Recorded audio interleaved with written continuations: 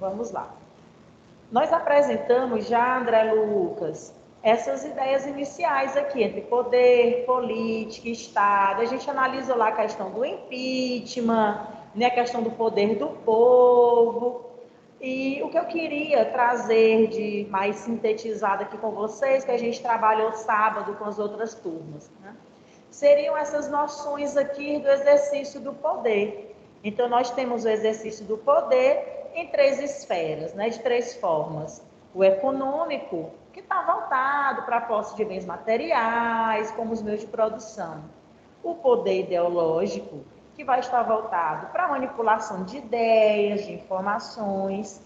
E o poder político, que vai estar voltado ali para a questão dos instrumentos e mecanismos, como a legislação, a repressão policial. Então, assim, nesse capítulo, nós estamos analisando poder, política e Estado. Cada um desses é como se fosse uma escala, né? Uma escala em que a gente amplia a dimensão. Primeiro, a dimensão do poder, e esse poder se dá nessas três esferas: econômico, ideológico e político. Isso daqui a gente só está fazendo a classificação sociológica aqui na nossa disciplina, mas esse ideal vocês analisam na geografia e na história também. E o que acontece? A referência aqui em relação ao poder é que nós, né, analisamos o que seria essa legitimidade, né? As formas de exercício e a legitimidade do poder. Nós compreendemos que para existir o poder ou o dominador, é preciso que haja um dominado. E só existe essa relação dominador e dominado porque há uma aceitação dessa dominação e desse poder. Aqui a gente compreende, então, que o poder é legítimo quando há um consentimento dos que obedecem, ou quando há leis que legitimam o uso da força física, né? Ainda que seu uso não seja consentido por parte da população. Nós temos essa legitimidade do poder também quando ele é exercido com base no convencimento e no consentimento, e ou calcado no uso da força. Nós também temos a legitimidade do poder quando ele se baseia exclusivamente na força, né? E dessa forma, ele muitas vezes não é considerado legítimo, que seria o caso das ditaduras. Por que é importante, pessoal? Aí aqui já quem analisou sábado, né, já tem uma ideia desse conteúdo. Por que é importante a gente analisar a legitimidade do poder? Porque não necessariamente esse exercício do poder ele é legítimo em todas as esferas, né? E é a partir disso que o Max Weber vai analisar os tipos de dominação, que é o que a gente vai analisar aqui. Essa dominação, gente, ela é possível por meio do poder. E um dos conceitos chaves do Max Weber é a ideia de que o Estado detém uma violência legítima. Para a gente compreender inicialmente o conceito de dominação legítima, a gente analisa aqui essas três esferas: a racional legal, a tradicional e a carismática. Racional legal seria essa legitimidade com base, né, em escolhas racionais, com base em uma conclusão, né? Aqui nós temos o exemplo da burocracia moderna, que seria a ideia do Estado. Olha só como é que ela é chamada: racional legal, ela é legítima, ela é fundamentada em leis, né, em aspectos racionais. O outro tipo de dominação, ela é tradicional. E por que ela é denominada tradicional? Porque ela se sustenta no costume, na tradição. A palavra-chave aqui é o caráter inquestionável da autoridade, certo? O que seria um exemplo disso na nossa sociedade? a sociedade patriarcal, né, o patriarcalismo, essa organização em que há uma preponderância da autoridade masculina. Hoje, né, nós temos já movimentos, discursos, análises e reflexões quanto a essa ideia do patriarcalismo. No entanto, a época de Max Weber ainda era, né, nesse quesito aqui da tradição bem mais forte do que é atualmente. E o que eu queria destacar aqui para o pessoal do Totalmente Remoto, né, que eu comentei já com o pessoal sábado, é que essa dominação carismática, eu queria pedir que a gente não fizesse juízos de valor, no sentido de que se ela é positiva ou ela é negativa. Essa dominação carismática, nela, a legitimidade do poder se sustenta na crença de que aquele que o exerce possui características especiais. Então, por isso, ele é merecedor da obediência. Aqui nós temos como exemplo a dominação exercida por líderes religiosos. Por que a gente, né? Por que eu oriento que vocês não façam juízos de valor relacionado a isso? Porque enquanto questão de vestibular, né, a gente encontra uma análise voltada para esse tipo de dominação carismática, em que, ao mesmo tempo que nós temos como exemplo Mahatma Gandhi, Martin Luther King, nós temos também Hitler, né, outros líderes de vários movimentos que se encaixam nesse processo aqui da dominação carismática. Certo, gente? Eu vou voltar bem aqui para ver se tem algum comentário. Tá tudo ok? Vale, agora que eu tô vendo. Oi, Laura, respondi, né? Respondi, sim, sim, pessoal, viu? Tá certo, Laura, Ítalo? Por isso que eu digo, né? Por isso que eu oriento que vocês não façam juízos de valor, porque nesse carismático, aqui é bem semelhante àquela questão do sofista, sabe? De quem tem o dom da oratória, e com essa oratória tem o poder do convencimento, de certa forma, não é, André Lucas? Que consegue com que a população, ou as pessoas que estejam ali lhe seguindo, concordem, né? Com os pensamentos e acredita que essas pessoas são verdadeiros líderes. E aí vai depender no caso da perspectiva que esses líderes estão abordando. Independente se seja maléfica ou benéfica para a comunidade, ainda assim eles assumem esse caráter de dominação carismática, viu, Laura? Aí aqui continuando. Tranquilo, né, gente? Aí continuando, ó. Oi? Foi a Lara que me respondeu? Só falei que tá ok. Tá ok, né? Ótimo. Gente, ó, como eu tô lá no outro slide, se vocês tiverem alguma dúvida, alguma coisa, aí vocês falem comigo, tá bom? Isso, André Lucas, tem vários, sabia, do Max Weber, porque são vários conceitos. Tem a influência da ética protestante, tem esses de dominação, né, da legitimidade do poder, viu, André Lucas? Tem vários. Aí deixa eu... Ui, aqui não. Onde é, senhor? Aqui. Aí é o seguinte, gente. Então, nós vimos aqui, ó, poder, o que seria, né, a legitimidade desse poder e a construção do Estado. O Estado está literalmente associado à política.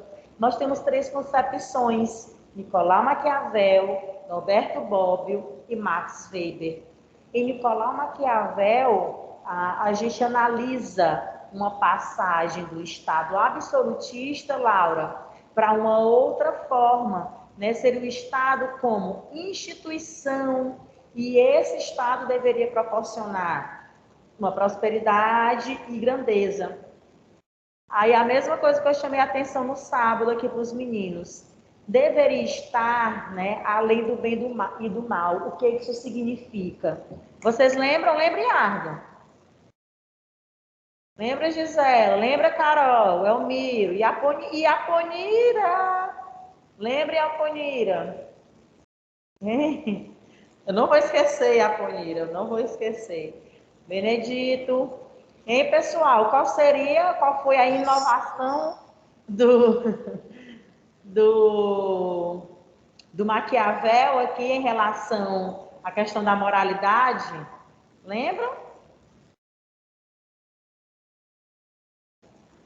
Hum?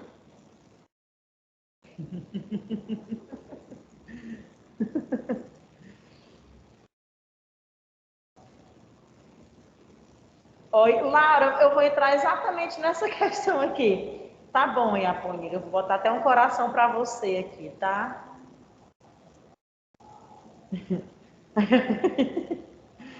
Ei, Laura, tá voltado mais ou menos para isso do que a Gisela está comentando aqui também. É o seguinte, gente, ainda, André Lucas, os governos absolutistas tinham uma relação com a religião, né? Com a religiosidade. E aí o Maquiavel, ele vai escrever, né, esse manual, né, Gisela, não de como chegar ao poder, mas de como se manter no poder, certo? Aí, Laura, essa sua leitura bem aqui, né, do Maquiavel, a gente sintetiza naquela ideia lá dele mesmo, né, de que é melhor ser temido do que amado, mas que jamais esse príncipe ou governante ele deve ser odiado, certo? Aí tá lá, ele melhor ser temido do que ser amado. E aí nós temos aquele célebre pensamento, né, de que os fins justificam os meios. Existe uma vertente de estudo de que não necessariamente o Maquiavel trouxe essa abordagem direta, mas que seja uma leitura da sua obra. Sabe por quê, pessoal? Porque até antes de Maquiavel, até esses governos absolutistas, existia muito forte uma moral religiosa, né, Gisela? Existia uma moral religiosa, e essa moral religiosa, e aqui a gente nem vai fazer juízo de valor, né, de quais eram esses preceitos morais. No entanto, elas estavam misturadas com a política. E aí o Maquiavel vai dizer assim, ó, não vai ter essa noção de bem e do mal aqui voltado para uma moralidade religiosa, não. Nós não estamos fazendo política. Então, o Maquiavel ele vai trazer uma vertente, né, de uma moral política, viu, Laura? E aí é por isso que, sintetizando, ele disse, se eu precisar fazer tal coisa para manter o Estado, a prosperidade, e manter no poder, o príncipe, no caso, deve ser feito. E aí eu não estou nem aí para esse juízo de valor que é feito com moral religiosa, né? O que importa é essa nova construção política. Certo, gente? Isso, Gisela, nenhuma, né? Nem a chegada, nem a manutenção. Existe uma outra percepção de que a política ela não tem nada a ver com a religião nessa questão da moralidade.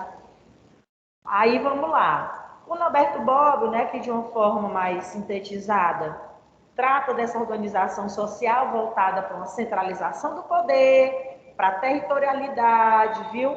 Como se fosse uma obrigação política, né? E uma impessoalidade do comando político. O que a gente vai guardar aqui são esses preceitos, né? De uma impessoalidade do comando político quando se fala no conceito de Estado para Norberto Bobbio. E Max Weber, né? Aqui já é uma síntese do que a gente estava analisando, ó. O Estado se define, então, pelo monopólio de uma violência legítima, exercida por meio da polícia e das forças armadas, certo? Alguma consideração, gente, sobre isso daqui? Chique, hein, Gisela? Já podem guardar aí a referência do Norberto Bobbio. E André Lucas, aqui quando o Max Weber fala, né, do Estado enquanto violência legítima, entra naquelas categorias, né? É como se fosse inquestionável, de certa forma, a ação do Estado. Nós temos, por exemplo, as ações policiais, das polícia civil, militar, das forças armadas, do exército, né? E elas aparecem, uau! Elas aparecem como essa questão, né, do exercício de uma violência legítima. Percebam que aqui a gente não está falando de uma dominação, mas de uma violência, porque acima da dominação legítima está ainda esse quesito da violência. Beleza? E aí, Gisele, era para eu sair do slide para tu ver alguma coisa? Eu vou voltar aqui então. Vou continuar. Aí vamos lá.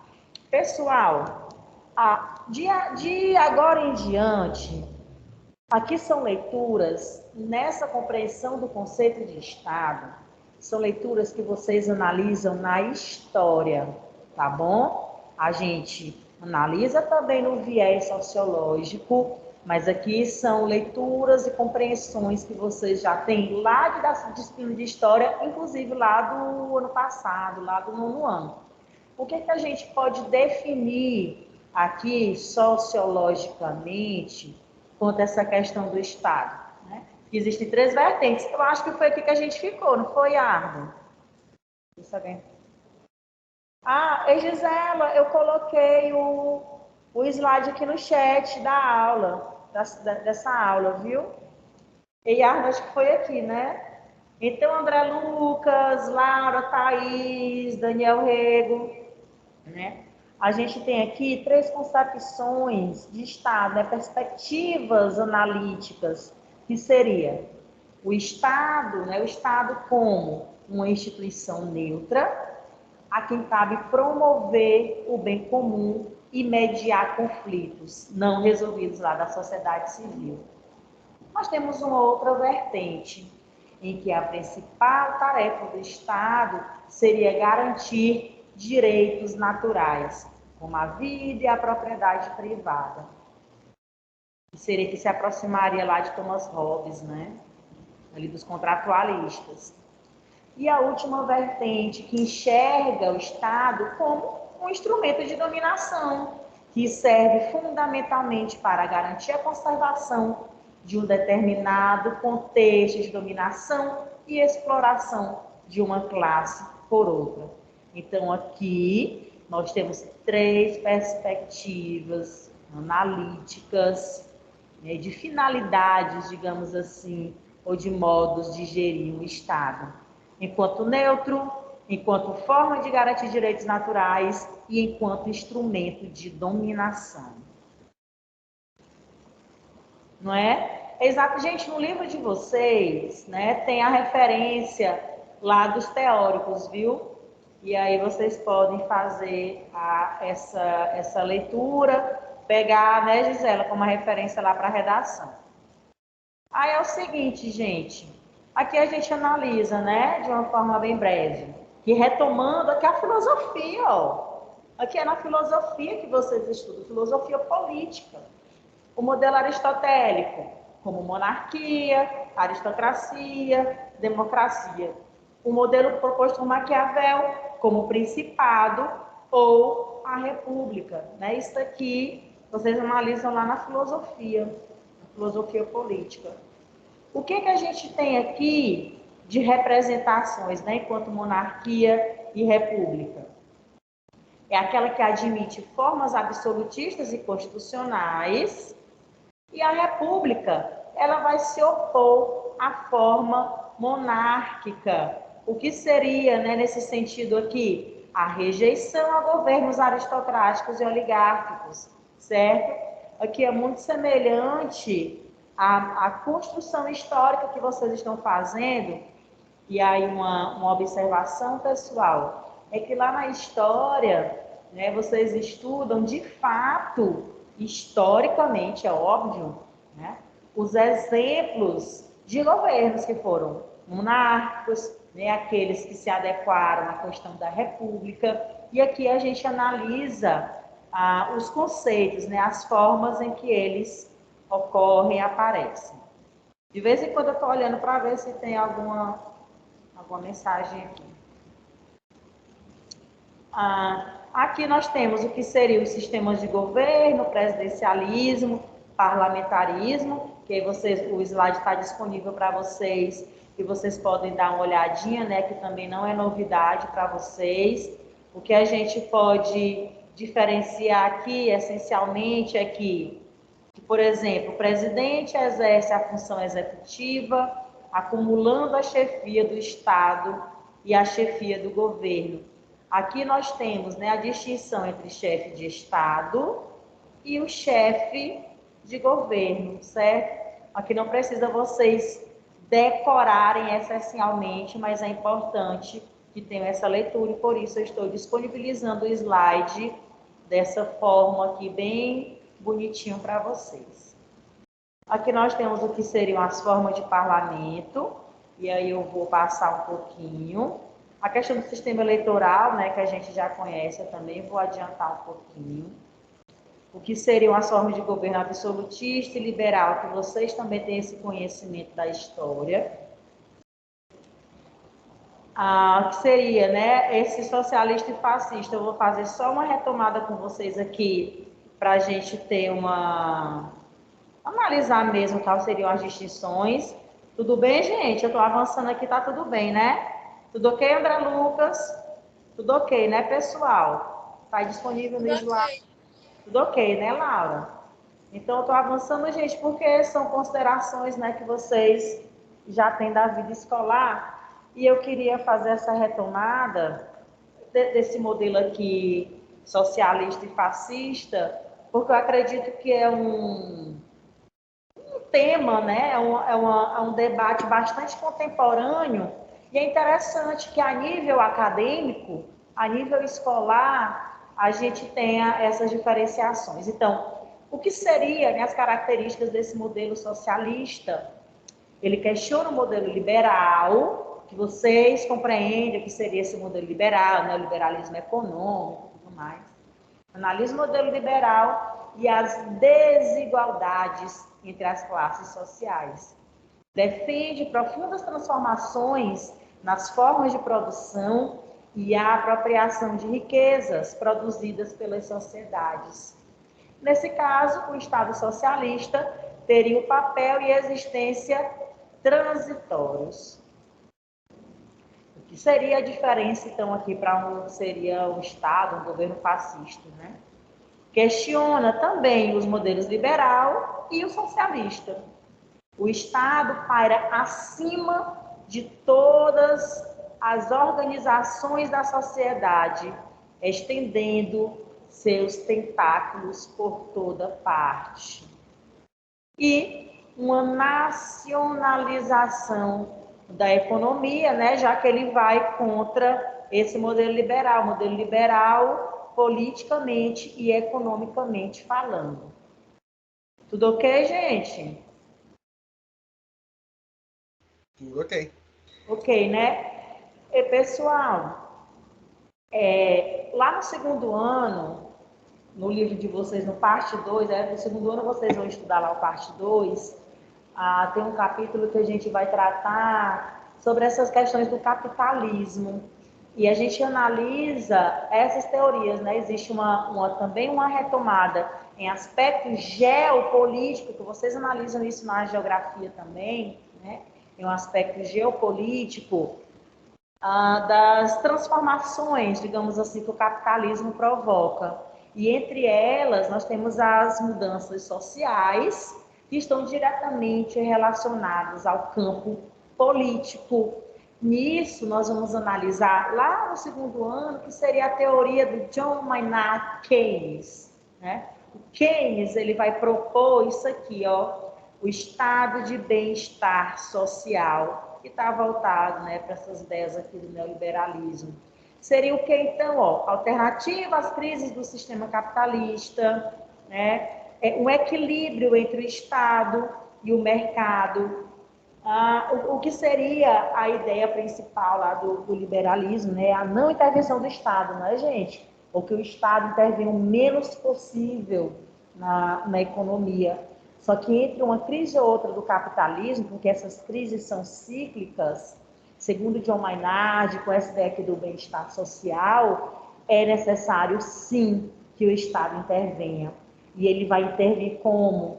Proporcionando um equilíbrio, que seria, nessa ideia aqui, ó, intervenção do Estado em plano econômico, ele vai garantir o pleno emprego como? Vai estimular a produção e o consumo, vai mediar as relações de trabalho, ampliar as políticas de assistência social, né? O governo, ele de certa forma, sei lá, vai ter obras públicas, dessas obras públicas, né, gerar trabalho, gerar serviço, gerar vagas de emprego, certo? Aí avança mais um pouquinho. Aqui nós temos o que seria esse modelo liberal, né, que também é de análise de vocês, de compreensão geográfica, geopolítica. Vou avançar mais um pouquinho. Seria aqui a Margaret Thatcher, né, e o Ronald Reagan, que seriam um dos maiores representantes dessa agenda do neoliberalismo no mundo como um todo. Aí aqui, né, para a gente fechar, eu queria fazer uma consideração com vocês nesse aspecto geopolítico, de poder, Estado, política, a nível de Brasil, né, que vocês também analisam, só que aqui em história, né? Então nós temos o que? A formação do Estado brasileiro como características, uma indistinção entre público e privado, clientelismo, que isso aqui é conceito lá da história que vocês estudam, a atuação da política, da mídia, que seria o quarto poder.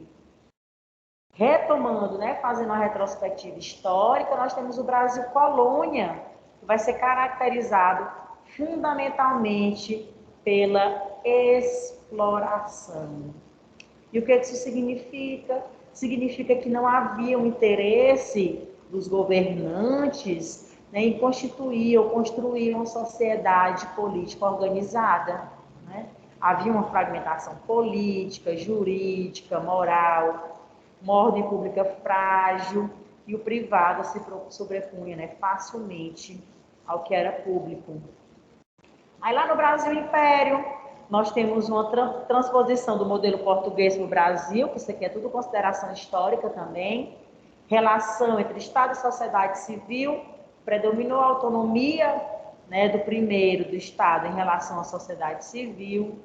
Nós temos em 1824 a Constituição Imperial, aí aqui a gente tem, né, o imperador como o legislador, né, como o detentor do poder executivo e moderador, e aqui já algo voltado, né, para questões sociais. No entanto, há uma exclusão da cidadania, pois institui direitos formais que não eram desfrutados pela maior parte da população. Brasil República. Aí aqui está cada vez mais próximo de nós, né? Brasil República. Uma influência das elites provincianas rurais, que vocês estudam isso aqui também, né, fazem essa análise histórica. O poder público com aliança com essas elites, né, os chamados coronéis. Aqui a ideia do coronelismo, né? No Brasil, gente, a nível de sociologia brasileira, o sociólogo Sérgio Buarque de Holanda, ele vai trazer o conceito do homem cordial. E esse homem cordial, né, ele tem essa característica aqui representada pelo coronelismo, que seria uma indissociação, existe a palavra, gente? Uma forma de que não há uma dissociação entre o público e o privado, né? Na época também foi inaugurado o sistema presidencialista, com as eleições diretas aqui já no finalzinho, né, da República. Nós temos a Era Vargas, que era Vargas, aqui nós tivemos muita questão do populismo, a questão do desenvolvimento, o atendimento à reivindicação dos trabalhadores, né? Nós temos o Estado Novo. Vocês percebem que aqui é tudo questão histórica, né? Aqui é basicamente uma questão histórica. O que a gente vai lembrar aqui da Era Vargas? Principalmente essa datação aqui, ó, 1930, e ele é sustentado, né, o Getúlio Vargas, aqui a sua liderança, pelo seu carisma, que a gente pode chamar, né, do que seria a ideia lá do populismo, beleza? Ó, aqui a gente tem a questão já da indústria, né? Vamos lá. Aí nós temos alguns exemplos aqui de democracia populista, que é exemplificada pelo Juscelino Kubitschek, também. Aqui é uma análise social dos conceitos históricos, né, que já a gente está retomando a história do Brasil praticamente toda. E durante o período da ditadura militar, com o golpe militar em 1964, aí o que seria, né, uma conspiração de caráter anticomunista. Contou com o apoio das elites empresariais, dos setores conservadores da Igreja Católica, das camadas médias urbanas, dos grandes produtores rurais. Muita gente, né, pessoal? Em destaque, aqui nós temos a supressão dos direitos políticos e civis e um forte aparato repressor. Né? Estão vendo o que está associado àquela ideia de poder que a gente viu lá no início, né? Como o poder, a política e o Estado. Eles são indissociáveis. Na Nova República, né, que já encontra o modelo político, a gente retoma aquele debate inicial, ó, pessoal, que seria, né, do início do nosso capítulo, que seria a questão do impeachment do Collor. Esses slides aqui, eles são muito bons, né, para vocês darem uma estudada, porque ele sintetiza bastante as datas, né, as questões históricas, viu? E a Ponira? Ó, a lei da anistia em 1979, o fim do regime militar em 1985, a Constituição de 88, aí aqui a gente já tem o Collor, né, como eleito, e já o impeachment em 1992, certo? Então é isso. Aí aqui para finalizar, aqui não tão atual, né, a leitura, ainda, na verdade, atual, né, porque aqui fecha ainda com o impeachment da Dilma. Então nós temos lá em 2002, quando Luiz Inácio Lula da Silva foi eleito, né, ficou em 2 mandatos. Em 2010, a Dilma Rousseff, também do Partido dos Trabalhadores, ela dá continuidade. No entanto, em 2014, tivemos uma movimentação política, né, no Brasil, em que foi instaurado o processo de impeachment, que foi aprovado pelo Senado com a votação. Eu acredito, gente, que tem até essa votação disponível, deve ter no YouTube, alguma coisa assim, se vocês um dia tiverem interesse em assistir, né, e ver como funciona o processo de impeachment. E, né, para finalizar, quem entrou no lugar da Dilma foi o Michel Temer. E aqui nós temos 3 minutos, e aqui eu queria aproveitar para vocês concluírem a história. André Lucas, Gisela, William, Benedito, né? Meu Deus, qual foi a parte do tabu sendo quebrado onde era, Senhor? Eu nem vi como é que vocês fazem esse negócio todinho, eu nem vi. Ninguém nem dá uma balançada que nem me chama para eu ver o que é. Hein? Não, gente, vai, complementem a história, né? Então, depois do Michel Temer, nós tivemos novas eleições presidenciais, né? E que nós temos o atual presidente do Brasil. E próximo ano, né, teremos novamente, seguindo a lei, né, a Constituição brasileira, novas eleições presidenciais. Sim, pelo futuro. Iardo. Gente, então, ó, é isso, né? Esse capítulo, eu vou parar de compartilhar aqui. Ó, os slides estão disponíveis para vocês. Esse capítulo, claro que ele tem um viés de análise sociológica, nele aparece aqui para a gente, porque é uma forma de que nós possamos analisar a realidade social. pela perspectiva do poder, da política, do Estado.